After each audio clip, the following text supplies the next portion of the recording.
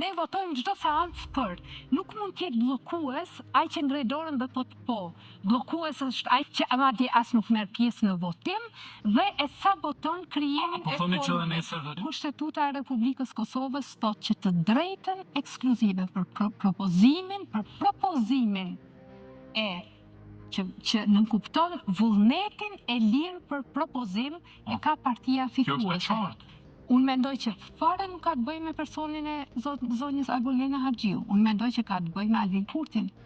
Por nëse ka të bëjë me Albin Kurtin dhe nëse opozita pas ka të drejtë kur thot që Albin Kurti nuk i ka numrat për ta formuar qeverinë, se e bllokojnë procesin këtu, edhe nuk na lejojnë të shkojmë deri tek votimi i qeverisë. Unë nuk kam bërë akuza ndaj LDK-s, unë vetëm kam shpërfaqur të vërtetën që ka nën kryetar të LDK-s, nën kryetar aktual të LDK-s, të cilët masa tona në veri për stabilizimin e gjendjes atje dhe shtrihjen e sovranitetin i krahasojnë me kohën e Miloševićit edhe me masat e Rankovićit. Ky është fakt. Ky nuk është akuzë imja, ky është fakt.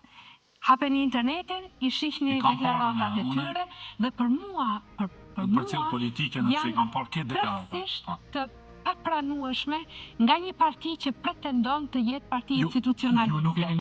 Edhe njëherë, vullneti qytetar ka qenë që ky koalicion qeverisës duhet të bëjë një koalicion me dikë tjetër.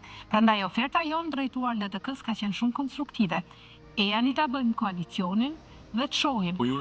Lëvizja Vetëvendosje ka një përvojë shumë të keqe me koalicionin me LDK-n, për shkak se në vitin 2020, pas shumë pak javësh, e kanë prishur koalicionin dhe sot shumë nga miq që ende i kam në LDK më thonë, ende kur kush nuk e kupton për çka e kanë prish. Mirë po, tash jemi në një situatë re dhe vullneti i sovranit është ai i cili ta cakton ty a ke apo nuk ke nevojë për partnerin tjetër.